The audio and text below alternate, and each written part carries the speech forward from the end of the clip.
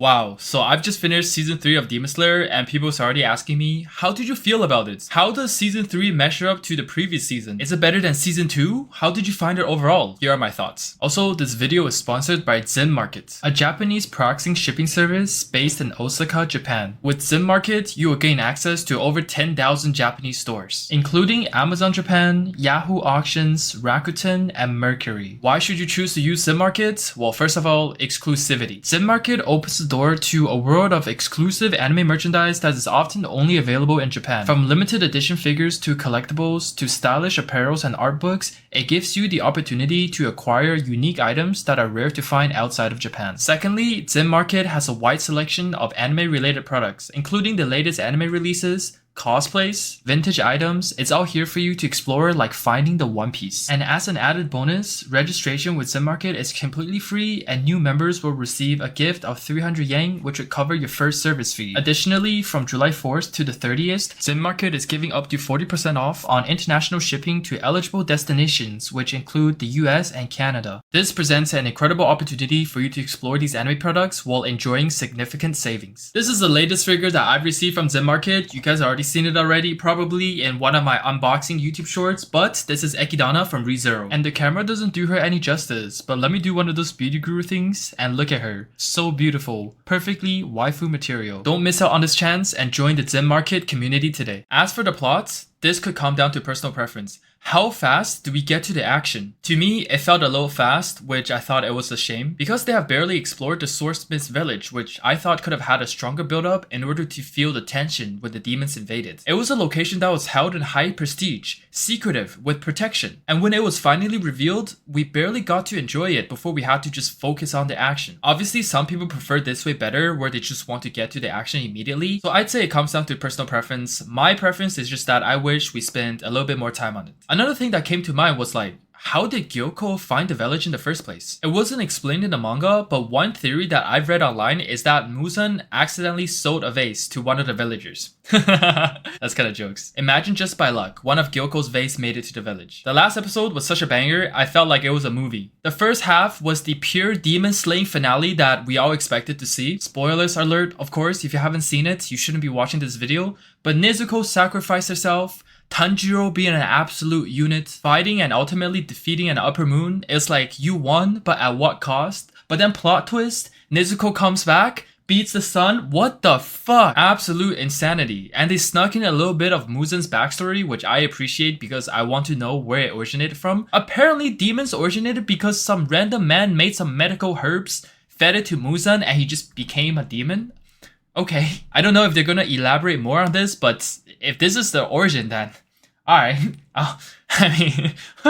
Let's talk about the characters. I was like, this season felt more peace and quiet. What happened? Oh yeah, no Zenitsu, no Inosuke. Now, but obviously I love these two characters. They've proven the worth in the last season when they all fought together to beat Upper Moon 6. So this season we didn't get to travel with them. The vibes felt a little bit different, but it felt like a new experience at the same time. Let's talk about our boy Tanjiro. This guy actually thunderclapped and flashed. Like, his determination to kill these demons reminds me of Eren Yeager from Attack on Titan Season 1 Episode 1. Just the fact that he wanted to kill all titans. You see the hatred in his eyes. Same as when you see Tanjiro telling him to not run away like a little bitch. You gotta respect that. I mean, this guy goes plus ultra every season. It's actually so crazy how much he pushes himself. Now we move on to Genya. He's like one of those characters that we saw here and there before in a plot, but we really never got to work with him to further explore his character. I don't know how he got his demon powers. Like, he's able to devour demons in order to utilize his power. He's like a Nezuko 2.0. And the fact that he just pulls out a gun, like everyone else around him uses swords, he just wants to be different,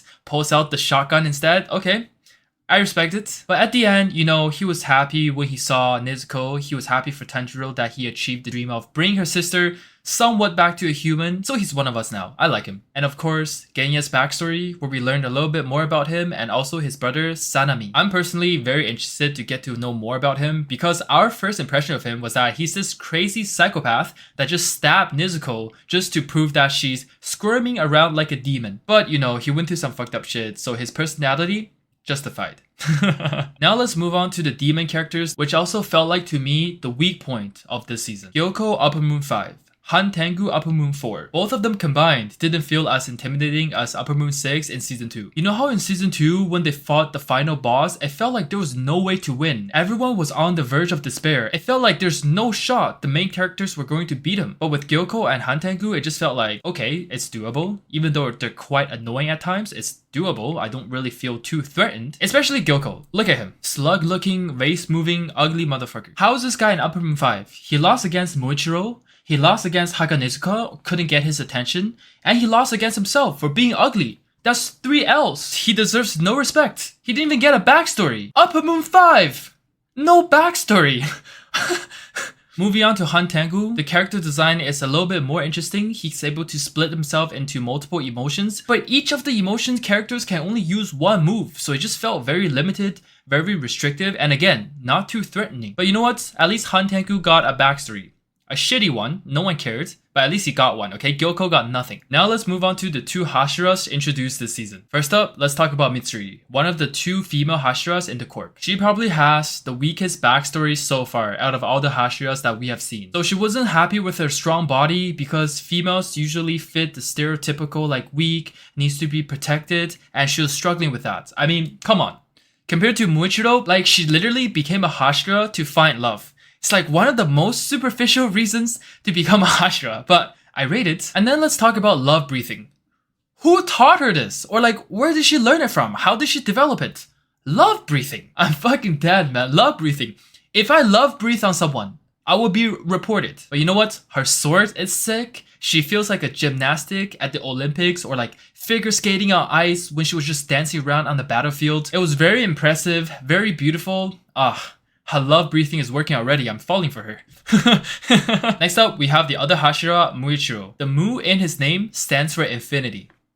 I personally didn't care too much about him at first because I felt like he was another one of those typical overpowered characters, too cool to speak to, kind of like Giyu. But his blunt, honest personality starts to rub off on me, and especially towards the end, he regained more of the emotions of caring, sympathy, just makes him seem like a more human that's relatable, so I like him a lot now. Also, let's talk about his mist breathing. That shit was clean as fuck, and he used so many different forms. He showcased so much to us. He was moving so smooth at times, it was like he was the mist itself. I was very satisfied with what they displayed. But the part where he got stuck in Gyoko's water bubble and almost drowned, I was like, bruh, I literally raised an eyebrow. Because he could have died to that since his attack failed. So like, imagine if he died to Gyoko's water bubble. It would have been such a stupid death. It would be incomprehensible to me. But overall, I like both of the Hashiras, Muichiro more, and Mitsuri bath scene. Now let's talk about Hanegatsuka. Big Daddy Alpha Giga Chad Hanegatsuka-san. I know he probably shocked many of you when his mask finally came off. Doesn't he look kinda like Rengoku but with black hair? And also the fact that his character was just so focused and concentrated on the given task at hand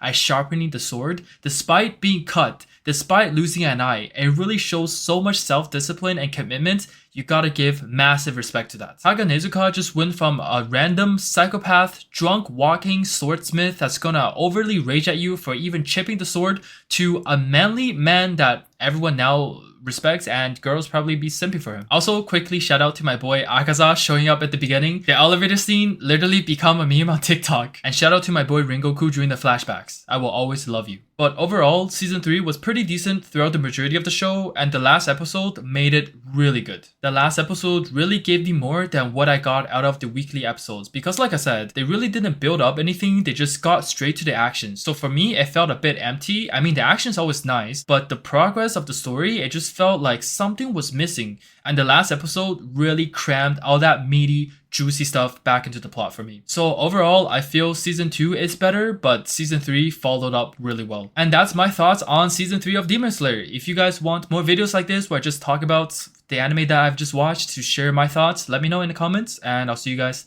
next time. Real quick, real high.